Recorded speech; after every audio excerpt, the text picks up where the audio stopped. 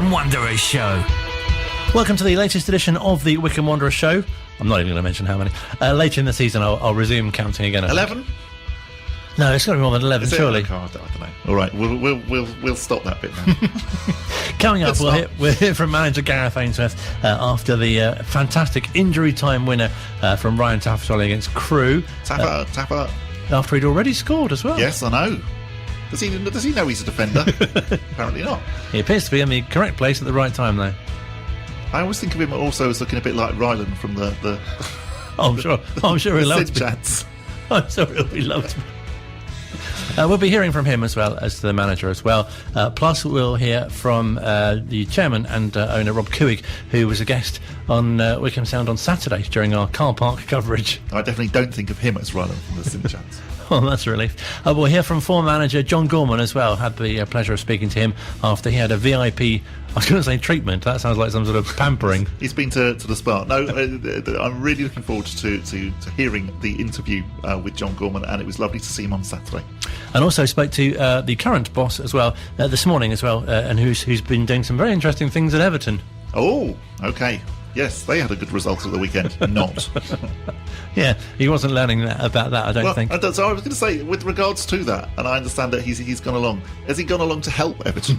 Was it that way round? No, I believe it was for Rafa to pass on his tips to Gareth. Yeah, you see, I think Gareth should be passing on his tips. Yes, especially scoring in the final minutes of added on time. Yeah, you know. Aren't games long these days? I remember when games were 90 minutes. Yeah. Now it's close to 100. Yeah, you know, Wycombe games have always been quite long, but I know what you mean. Yes, 90 minutes plus 7 is always. Well, if we were in the video printer days, we'd always be the late kickoff, wouldn't we? Yes, because this must mean that players must have to be extra fit as well, because I probably told you before, but I once played in a charity game, and the warm-up really took it out of me. So to go on to extra time, or injury time I should say, you know, to play and be at that level for 99 minutes maybe. I think whenever I do any exercise, and particularly if it's sort of like instructed exercise, and they say, right, okay, let's warm up, normally after the warm-up I'm done. And when they then say, you know, oh, right, okay, well, now we're going to do the proper bit, it's like, oh, so I thought that was it. Exactly, I've put too much into this at this stage already. Yeah. Can we just get to it and not do the warm-up? So I spoke to many fans this week who all say, oh, what a brilliant result, what a brilliant win, great way to win as well, so close to the end. But I think as a manager, and probably as a fan as well, you'd much prefer the game to have been wrapped up considerably earlier. Yeah, definitely. As we said about the Gillingham game, where, you know, yes, we were fairly comfortably ahead, I think Gareth would probably much rather that it was like that. But fantastic that once again, you know, we're able to score goals late on, albeit from defenders, sending the Valley Terrace wild. And that's what Gareth said, wasn't it, the whole of last season, about the fact that the Terrace do suck goals in. And, you know, once again, it came true. And really interesting as well that the first half wasn't that great, or it wasn't as well as they played in previous games, yet they still managed to sort of turn it around.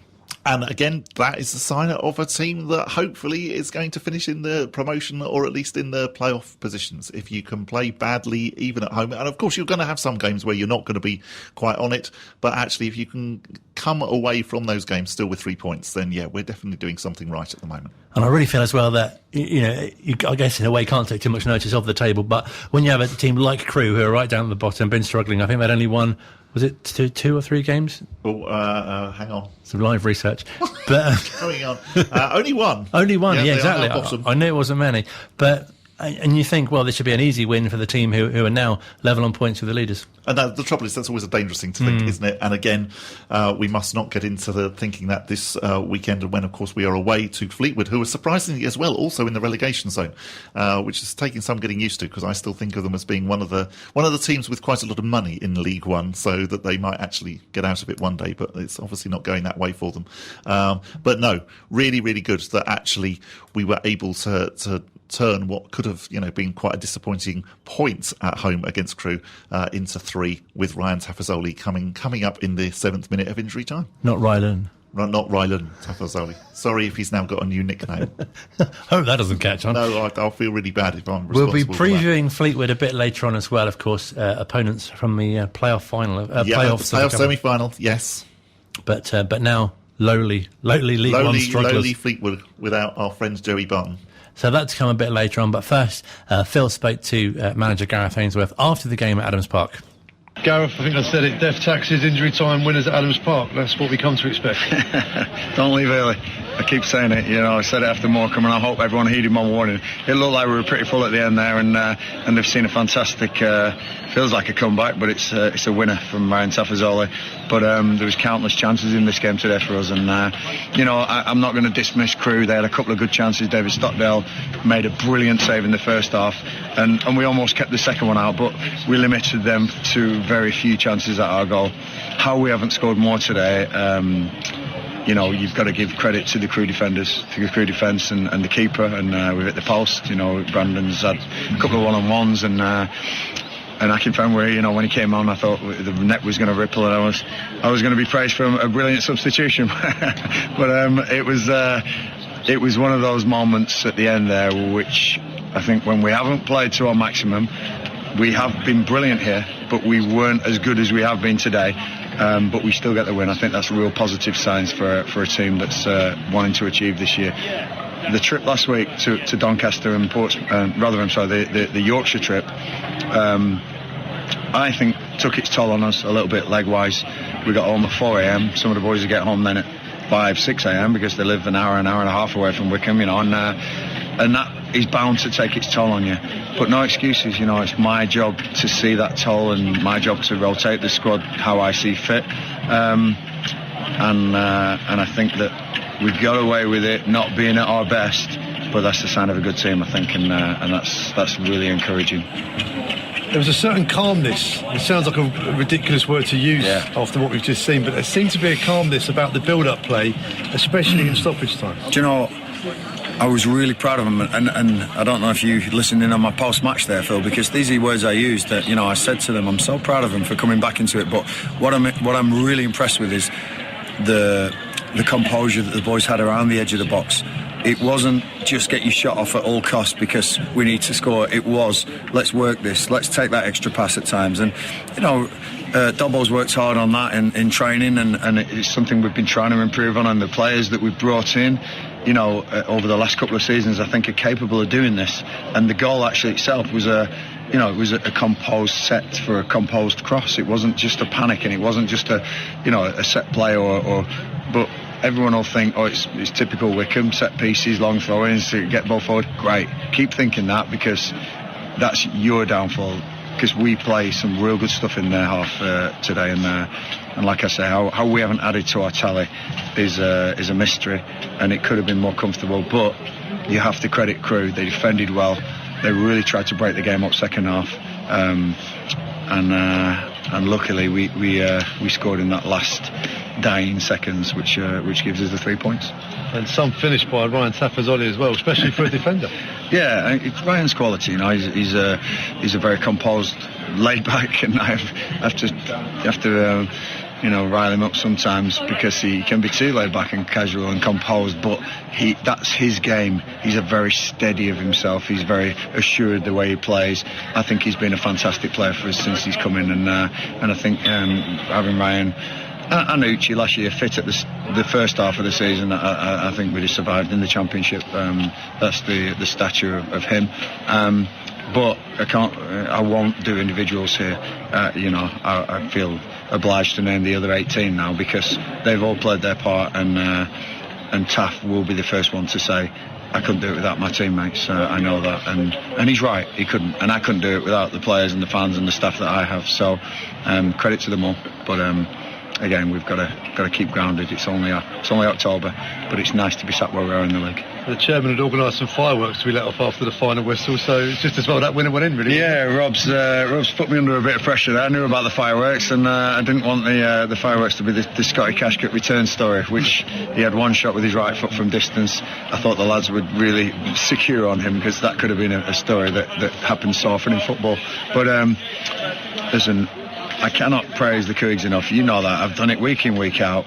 I think they're fantastic what they've done for this football club, and I'm hoping to pay them back with some achievement this season. What that is, I don't know yet, but at the moment we're sitting at the right end of the table. It seems to be going really well, doesn't it? Especially level on points with the leaders, as mentioned. It really does. Maybe Gareth could get them some fireworks, particularly as we're coming up to the it's the time of year, isn't it? Indeed, yes. Yes, indeed. Level on points with Plymouth. So they have a 4 better goal difference than us. But otherwise, we do have a game in hand over them as well, at the top with 30 points. Third currently Wigan, played 14 on 28. Sunderland played 13 on 28. Sunderland now the only team below us who have a game in hand on us. Yes, and our game in hand obviously on Tuesday. Yes, indeed, against Ipswich Town. The club's saying that it possibly will be one of the largest attendances on a Tuesday night for some considerable time. You can still get tickets for it as well, so if you are planning on going along, make sure that you secure your ticket at tickets. Wycombe Wanderers, the Wycombe Wanderers. I've done that bit of it wrong, haven't I? You'll have it. You know where to go. Absolutely, yeah. You can just put it into the search engine and it'll come up. WycombeWanderers.co.uk. Nice try, though. Well done, too. I know. Sorry, you see. At least you didn't say www. That's the thing when you Wycombe Wanderers. Exactly. As many W's as you need. Yes, more on the Ipswich game to come. But first, let's hear from Ryan, who was speaking to Matt after the game. Danger winning the Golden Boot this season. Amazing game, amazing finish, and you must be so proud of those 2 goals. Oh yeah, I just said that to Anis in there. Me and Toolsy had a little bet with him at the beginning of the season that we're going to score more goals with him. So I think that's 4 for me, 2 for Anthony. We're on 6 combined. Anis has got a lot of catching up to do now. It's going to be interesting come the end of the season. But yeah, obviously delighted to score. It could have been anyone at the end. The balls, deliveries that we were putting into the box. It's just lucky that I was in the right place at the right time for the first one and then the one at the end as well. Obviously, games like that didn't really come by last season. There wasn't the crowd, there weren't the atmosphere, there weren't really dramatic finishes. But you've probably heard the stories from days gone by of Wycombe, and you're seeing for yourself now just what team spirit and that kind of culture can generate in the last. Exactly, yeah. I knew all about the team spirit and was aware of the culture here from my early days back at Mansfield. We used to have really tough games against Wycombe. Then obviously Wycombe got promoted to League One when I was at Peterborough, and them games were even tougher.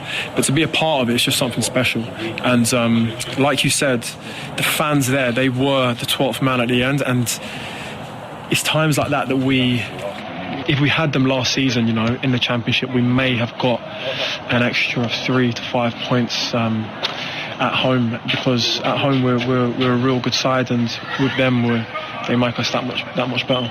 You've had some spells in the Championship and not probably stayed in it as long as you'd want to, but how driven can you sense that yourself and your teammates are to get back to that level and prove that Wycombe belong there and that you as players belong there? Yeah.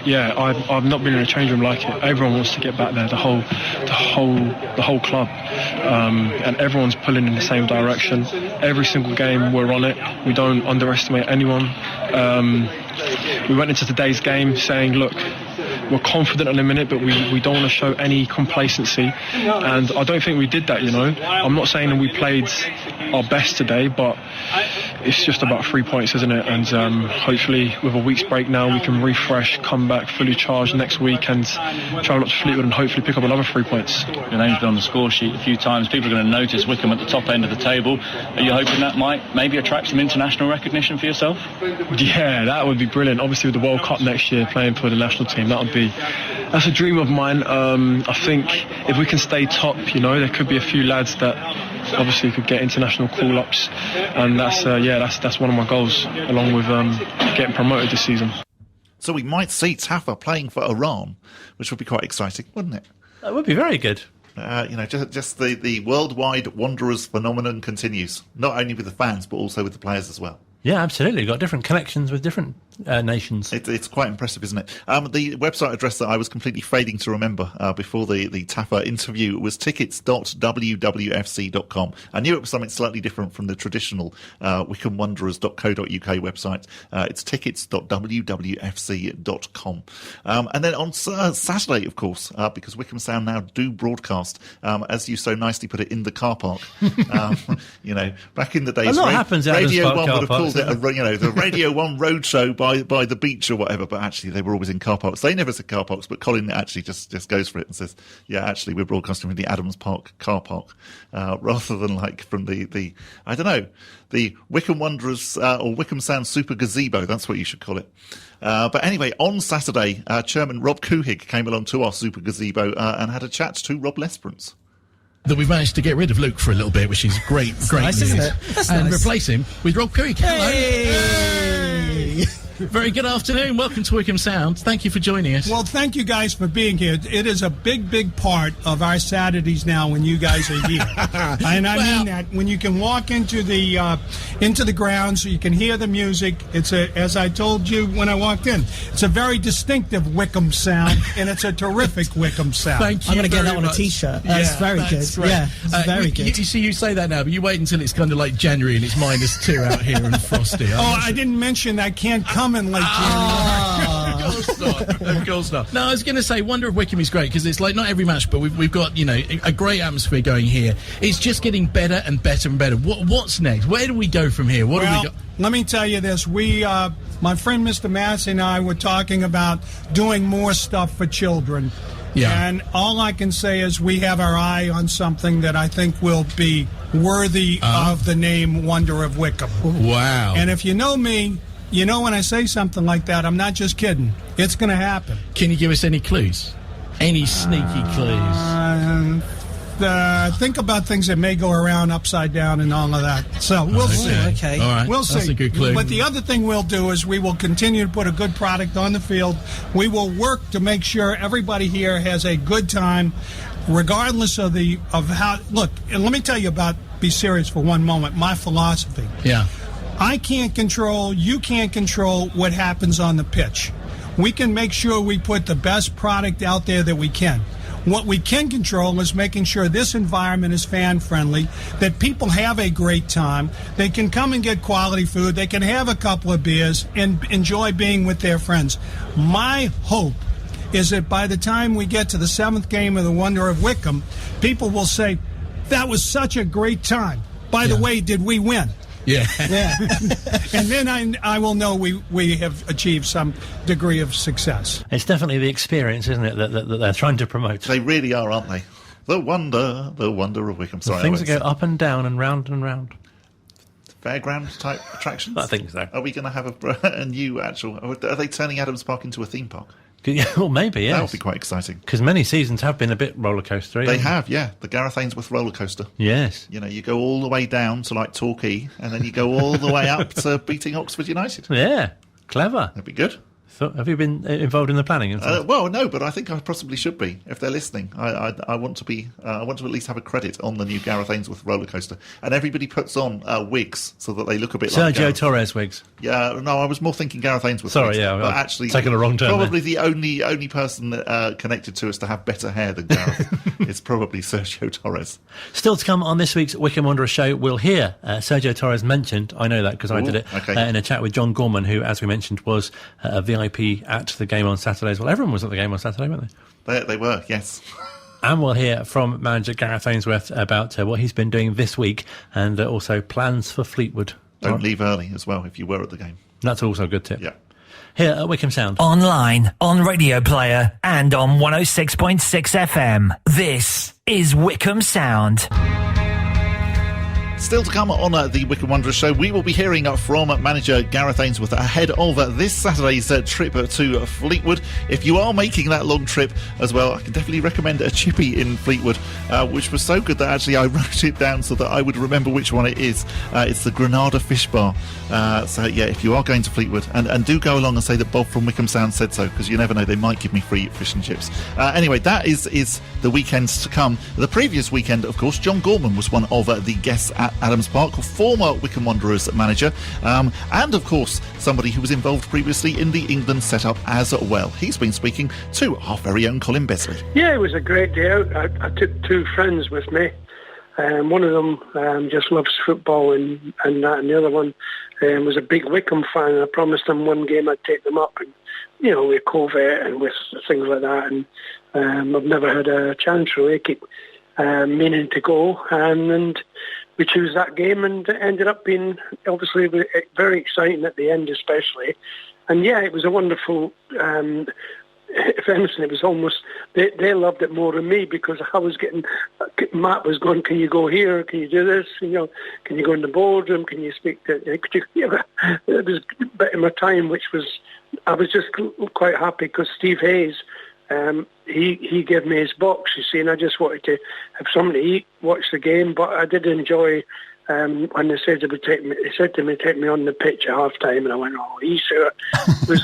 And anyway, but when I got there, the welcome I got from the fans was fantastic, and I was obviously my two friends were over the moon. They couldn't believe how good the fans were, and it was just it was lovely, really, and it was a bit special. It ended up a really special day.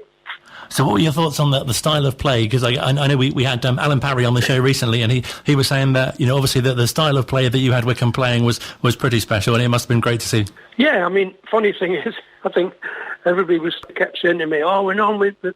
Everybody said before again, we're playing really good football, just like when you were here. I mean, we've had some great managers, better than me, more successful. It's just that we did play a wonderful style, and we were unlucky, obviously, not to get promoted that year. And but Gareth, sometimes there's been talk that he plays quite a direct style, but I think he's got a lovely mixture, if I'm being honest. They play good football, and they get it up there when they have to, and they've got, they use their strengths and set plays and things like that. There's nothing wrong with that. And I was very pleased with the way they played, although everybody says that's the worst. The first half in particular was about the worst they've played for a while, But they got the goal, which was great, right on half-time.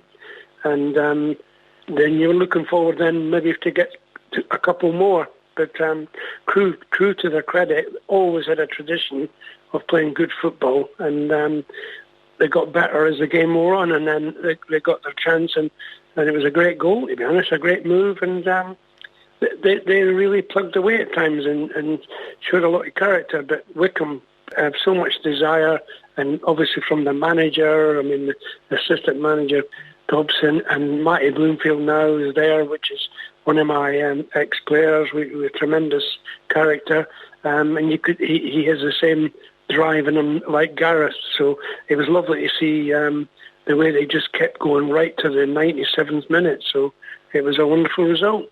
And they're on such a fantastic home run at the moment as well. 8 games in a row in the league where they've won. And obviously from your time, you set that fantastic record of 21 games unbeaten, which must have been equally as special. Yeah, it was nice then to do that, and it was just a pity that things changed, and obviously we lost Nathan Tyson, which people forgot about that, and the January thing was sold, which was a bit of a shame at that time because he was our leading goal scorer, and then obviously Mark Philo got killed in the car crash, and then tragically for me, and did take my obviously toll on me, was losing my wife a month later, which really was my from then on I wasn't the same guy. Obviously they didn't think so, relieved me of my duties, even although they think the world of me, and they felt it was the right thing to do. And but I've never held it against Wycombe. I've always come back. AP Alan Parry is a very close friend. We keep in touch about the games all the time. Because he was saying to us that how basically he essentially gave you a call and said, can you come and help out the club? And initially, obviously, you took over as caretaker manager, and then as Tony Adams' assistant as well. Yeah, well, what happened was I just got relieved of my duties, unfortunately, at Tottenham, and obviously they were making the change at Wycombe, and they asked me just to come in as a caretaker. And even then, I loved my time there. If I'm being honest, I was. If I look back now, that was.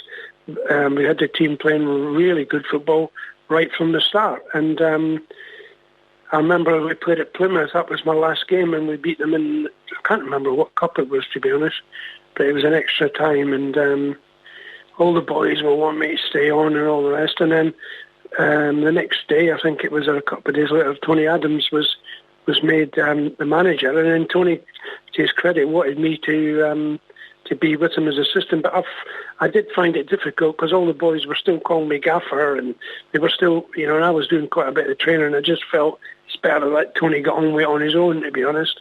Anyway, that's what happened, and then I went to Gillingham, and was doing quite well there, and actually I had one game as manager because the manager, Andy Hessenthaler, was relieved of his duties, as it happens in football, and I was asked to be caretaker, and we beat Nottingham Forest, But I'd already promised, because AP came on the phone, and I was only I wasn't even on a contract at Gillingham, but I was just assistant.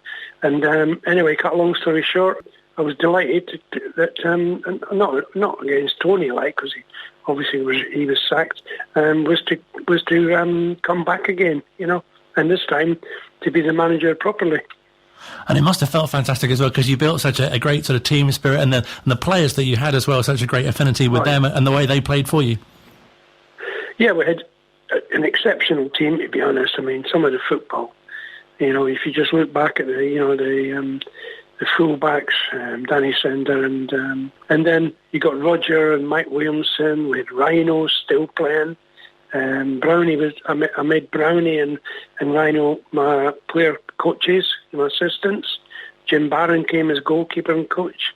And then your midfield, you had people who had like Rob Lee, we had Stephen Oakes, we had so many good players. We had up front Tommy Mooney, and we still had Nathan, obviously, and he was like a flying machine, you know what I mean? It was like, it was wonderful. It was Kevin Betsy, quite a few of them now. Russell as well, I forgot about Russell. He played fullback as well and centre half, and Russell Martin was now manager of Swansea. And some of these boys, it really makes me happy. Matty Bloomfield now has become a coach, and the boys were. I think Mike Williamson is coaching up in the North East. It's quite surprising how many of the boys have went on to be, which is nice for me because I'm hoping that a lot of them, and I know they have, a lot of them gave me a wee bit of credit for the way I coached and helped them. No, definitely. And we recently saw you making a cameo appearance in Sergio Torres' documentary, which was brilliant to see. I forgot about Sergio as well. He was another special boy when we got him. It was funny, a supporter reminded me Saturday. It was actually a neighbour of mine who, it was his brother, the guy that pulled me Saturdays, I was coming back off the pitch. And he told me about his brother still asking for me, and he was kept on at me about coming back when Tony Adams was manager, and I kept saying, no, I can't come back, and I've got Tony Adams, and ended up he was right, and then he was the one who actually told me first of all about Sergio Torres, because he had watched a lot of the Basingstoke's games, And, it's lovely that you're able to kind of help his career in that way. Obviously, we played them in pre-season, and we absolutely battered them. I can't remember if it was 8 or 7. We scored loads, but Sergio still had a wee blinder, and he was playing against Rob Lee mainly in midfield. I thought, because Steve Brown, I'd sent him. We'd heard about him from that gentleman, and Brownie went out and looked at him and says, "Yeah, he's really good, but I'm not sure if he can play at our level." But we took him on trial for 2 weeks. And the boy kept saying, "What's happening? Am I going to get signed?" And anyway, we signed. I thought he was fantastic. I loved his way of playing. He was exciting, and the fans loved him because of his hairstyle as well. And became a real cult hero, didn't he? No, definitely, because we got to speak to him a few weeks ago as well, and he was saying that he was so shocked because they weren't selling wigs in the club shop of his wigs. Yeah. He's got a great personality, Sergio, and. He went on, good things as well. We went to Peterborough, and I think he ended up in Crawley and playing against Man United in the Cup, and that's his claim to fame. But no, we had some amazing players, to be honest. I probably missed out a couple that were just as good. Are there any particular sort of games or memories that particularly stand out from your time at the club? Yeah, quite a number really. But I suppose the biggest time was when even when we lost that game, which was a horrendous loss in the end, 8-3 or something to Aston Villa. We played like Barcelona in the first half. We were absolutely murdered them, and they were. I think if Nathan Tyson had have stayed on, we would have got more. We would have ended up.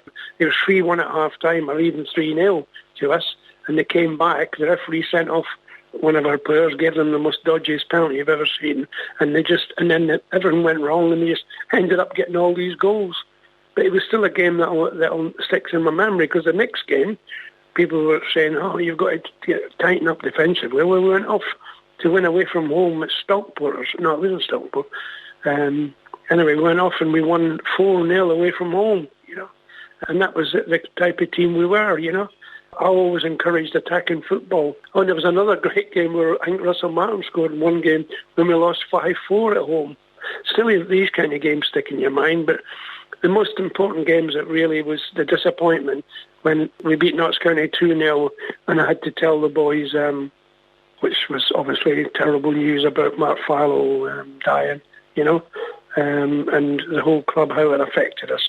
And we tried, if anything, the boys in particular, tried ever so hard. In the next 3 games, I think we drew, And then my wife died, and then, of course, I started to lose it a wee bit and everything, and I asked for some time off, so that's how the season petered out, to be honest. I never even got a chance to come back, because I asked for a wee bit time off, and I went for a tribute to my wife to America, and when I came back, the club decided to leave things the way it was until the end of the season. But they were right in the end, because at that time I sort of had lost the plot a wee bit, rightly so, as you can imagine. But it was a shame I couldn't fulfil that season, because we got to the semi-finals of the playoffs, didn't we, against Cheltenham? And if we had got to the final, which I know they would have done if I had been there, we would have got promoted, like Gareth done and that. So that's a big disappointment, really, if I'm being honest. We never really got the chance, even though, as I said to you, Ivor, Beeks and all the board people, I've seen them all the weekend, they're all nice people, they're really nice people who didn't really want to get rid of me. Steve Hayes was the part owner at the time, but he's a friend and always will be, so I've got no regrets. I don't feel any. As I say, Alan Parry has been a friend of mine now for a number of years, and the club will be very close to me, and I'll always go back there. No, definitely. I mean, it must be such mixed emotions for you, because obviously, as you say, that the sort of the 2 tragedies, and but you must be almost feel like sort of unfinished business and what you could have achieved, but also on the other hand, so proud of what you did create and the group of players. Oh no, yeah. I mean, to see people like Roger went on to a Premier League player, Mike Williamson with Newcastle, Roger with Cardiff, Wolves, you know what I mean? To think that I've helped him along the way. Russell ended up playing with Russell Martin, and even young Ketchy Anya, if you remember Ketchy. No, definitely. I was one of the ones who gave him his debut. He was only about 17, and he ended up playing for Scotland and playing for Derby County and Watford in the Premier League. So it just shows you, all these boys, it's a lovely feeling to know that they've done so well, I was going to say, it must be a huge sense of pride for you to have had such a key role in there. Sergio was telling us that you literally made his dream come true from coming over from Argentina and becoming in a professional football club. Yeah, absolutely. And I was delighted to give him the chance, to be honest. And I had great staff, and as I said, still keep in touch with Keith Ryan. I should have given him a call and to meet and see him on Saturday, but I forgot at the last minute. There was so many people up there at the ground that I'd forgotten that I knew so well, so it was a lovely occasion. Because I was reading in my signed copy of your book, which I'm fortunate to have, that it's fantastic to kind of reflect on all the different jobs. Do you actually, if you sit back and do you kind of rank the jobs that you had and thought that this was my favourite, obviously with England and Tottenham and Southampton and all the other positions, but obviously Wycombe must be quite high up there as well, I imagine. Oh, well, Wycombe would have been the best, if I'm being honest, if it had been. Manager Swindon was, people, I really get annoyed about that one, because I was the one, obviously Glenn's one of my best friends ever, and he left to go to Chelsea, and I could have easily just went with him. I had the contract and everything, so it was no problem about going. But I didn't. I stayed at Swindon, had a hard time, but again, Swindon were like Wycombe. I had been playing even in the Premier League where, the players that we played against, I felt very proud to be manager of them as well. But because we weren't successful regarding staying up and things, you only get remembered for your failure. But my biggest thing, even at Swindon, was the same players that went on from Swindon, like Kevin Hurlock and Nicky Summerbay, and there's just so many, and John Moncur. They all went on to greater things. That's how I like to be remembered, really, to be a manager or a coach, an assistant manager that's helped players in their career to improve them and make them better players, and no disrespect, to move on to better things.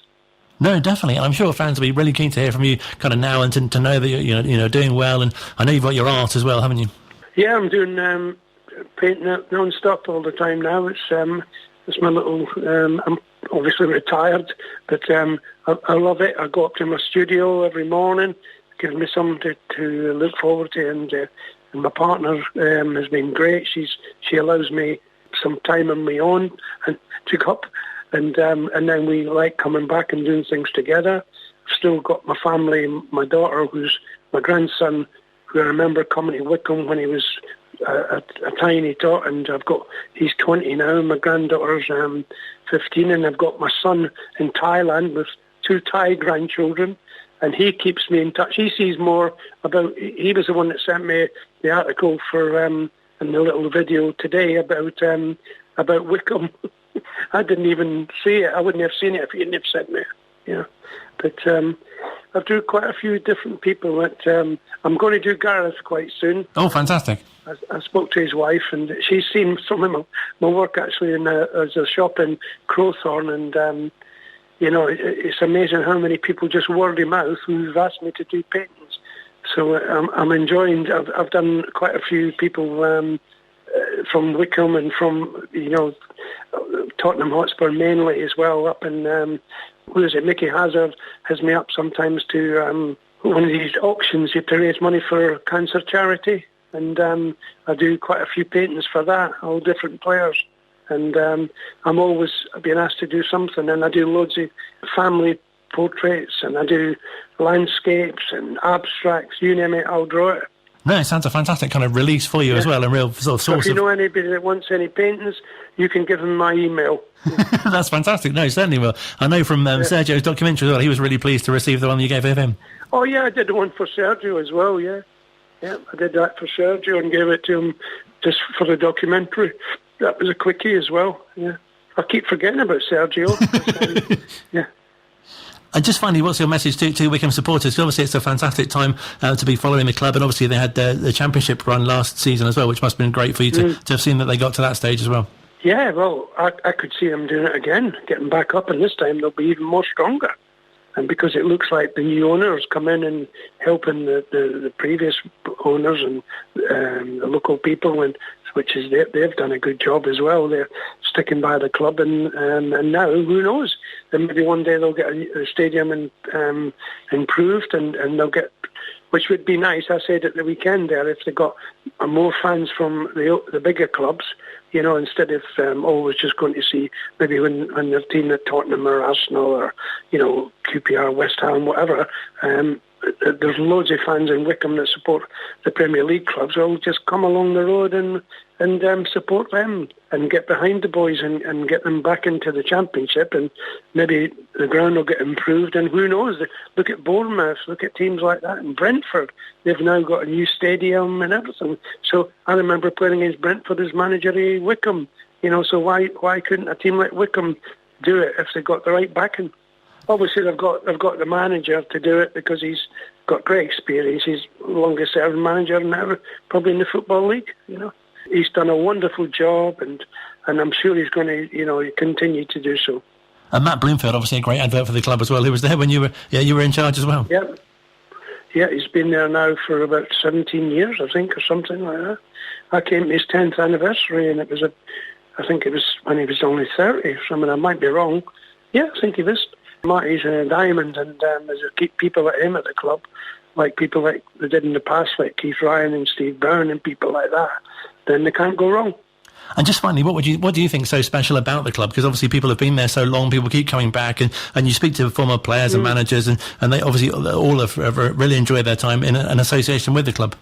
It's a hard one, really, because I never thought until you get there that you're going to have that relationship with them. But as I said, I would like to have seen more fans, but what I liked about them was they did enjoy good football. They do like a nice brand of football, and they're very, very supportive, and they're very loyal, the ones that are there all the time. And, I think it's just one of these clubs, like I say, people have been there, stick by them, and all the old players always end up coming back, don't they? So everybody makes you so welcome, the fans make you welcome, the board, the people who are in charge, and so it's nice. It is a family club, but there's no reason for a family club not to become a big club. Fantastic to hear from John Gorman, and really, really impressive, I thought, to hear the sort of love and affection that he has for Wycombe Wanderers, considering that he's worked at so many different clubs. I know, to hear him talk, as you say, and he can, obviously he was assistant manager with England and at Tottenham and Southampton, and he talked a bit about Swindon, who studied, because he didn't do, I guess, quite as much there, but after Glenn left and he stayed and was the manager. But when you consider his time at Wycombe initially, after that phone call from Alan Parry, just to be a caretaker manager, it must have been strange to sort of not get the job, because, as he said, the players got on so well with him, still called him manager. He was taking the training when Tony Adams came in. Apologies to Tony Evans, he wasn't involved. Legally, you probably have to say that. But also, I think, in his book, I was reading that he pointed out that Tony Adams was favouring a sort of zonal marking system, whereas John Gorman had always kind of wanted actual players to be marked, which he felt works better.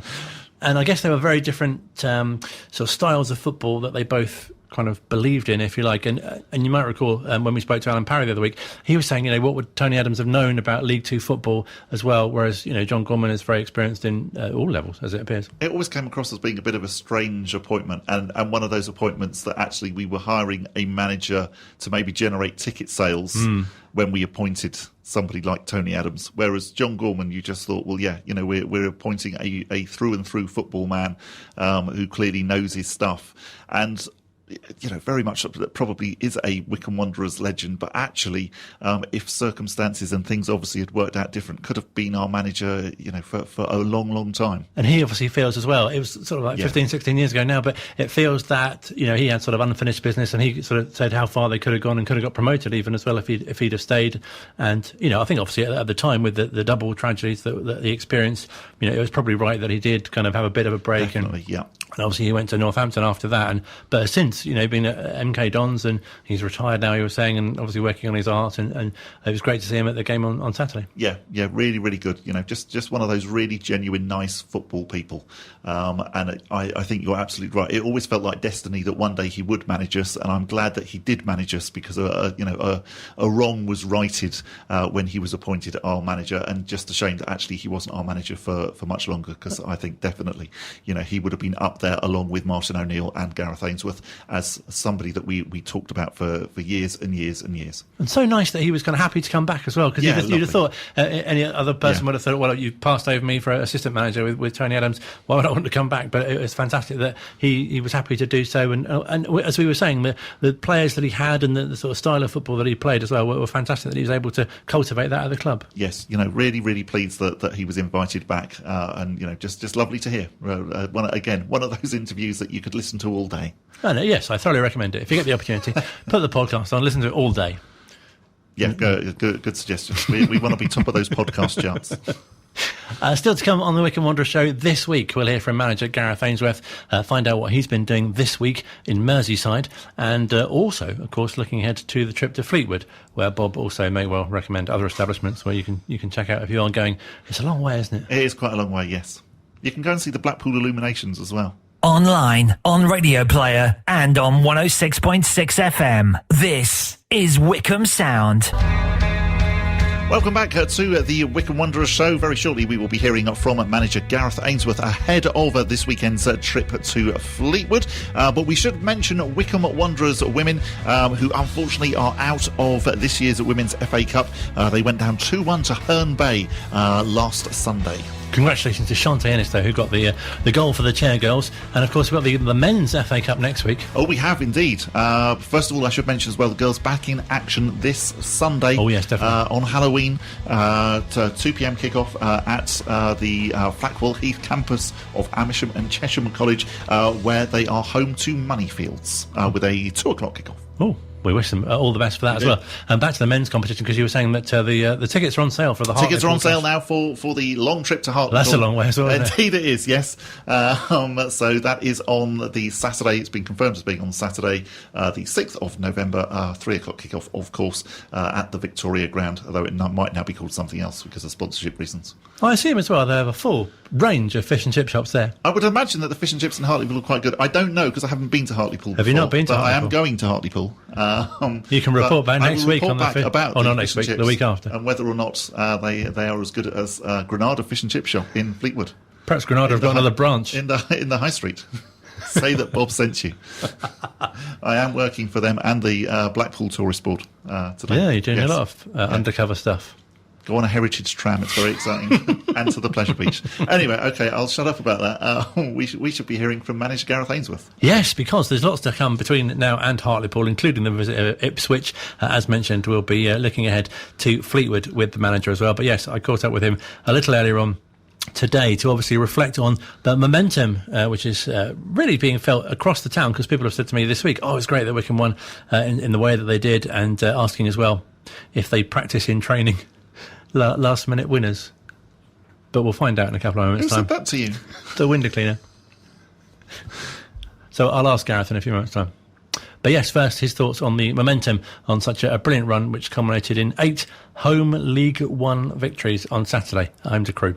Yeah, it really is, Colin, we never know when we'll beat, we never know when we've drawn, we always will go to the end and finish the game strong. I got to credit my fitness teams, the lads are fit and they're really pushing at the end there, and it was great to see, really, really was great to see. So I'm looking forward to obviously building on that, on the points we've got so far, and as you say, the league's taking shape now, and there's no hiding now from what it looks like. We're at the right end of the table, which is great, and performances have been good, and the squad is fit. So, like I say, the credit it goes to people who have kept my boys fit, who have given me the best teams to select from, and of course the boys on the pitch, the ones who've played, they've been outstanding, really have.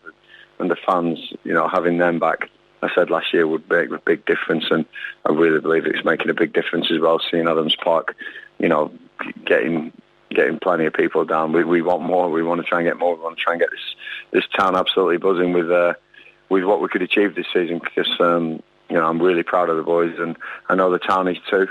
So if we can get down and let's get the place absolutely full. Do you work on stoppage time winners in training? No, we don't. No, we don't. No, we're renowned obviously for our attacking prowess. I was an attacker when I played, and now Richard Dobson's worked a lot on the attacking and how we do it and how we deliver crosses into the box and how we will get on the end of things, and different formations, different variations of attacking play. And I thought we saw most of it in the last 10 minutes against Crewe. We really, once they scored, it's amazing how goals change games. Once we scored, we sort of sat back a little bit and defended our lead because we knew it would be a tough game. And once they scored, we threw caution to the wind a little bit and went again. And that was the way I liked playing. I liked playing like that. And for the last 10 minutes, we really, really drove at them and showed a lot of the attacking prowess that we've come to improve on over the last few months. And a real credit to the resilience of the players as well. I know you spoke in your post-match comments against Crewe, saying that the 2 games in Yorkshire was quite tiring for the players, but to sort of last that long as well and to hold on was fantastic. Yeah, and I stand by that. The trip up to Yorkshire was 5 days of real good prep, real great to bring 4 points back against 2 teams that could potentially have been very, very tough trips. Doncaster, I thought we blew away really well, and they didn't have an answer. They're still finding their feet, and Rotherham, I think, will be up and about the top end of the league anyway. I think they're very good as well. So it was a tiring trip. So to put that performance in Saturday and to get that last minute winner was just brilliant. Couldn't have worked any better. And the boys have been working hard this week on what we're going to do against Fleetwood now on Saturday. A busy week, as you say. I know you went at the game, but there was a practice match on Tuesday, which must have been great for so many of the players to get a run out and to try different things. Yeah, brilliant that we had such a competitive development game on Tuesday. But players like Chris Farina, who really excites at the moment, and Ollie Pendlebury, who we've seen plenty of, and then some of the young boys spattered with Jack Grimmer, David Wheeler, Dominic Gabe. These older pros playing in these games just give it so much gravitas, and Bournemouth, lucky enough, brought some names in their team. So it was a real battle and a real sort of almost a league game. It was a great one to see. I watched the video, and I was pleased to see that. But it's something that we wanted to do here. Those players I mentioned, the first team lads, that they needed games, and then some of these development players want to show me what they can do. And Anis Mamete as well. He's got plenty of first team minutes playing in that, keeping him up to speed. So they're all going to be used in this season without a shadow of a doubt, and some sooner, some later, I'm sure. But they all need to be up to speed to justify being in the team and give themselves the best chance of performing well. I mentioned you weren't at the game, but I understand you've been doing something quite interesting this week.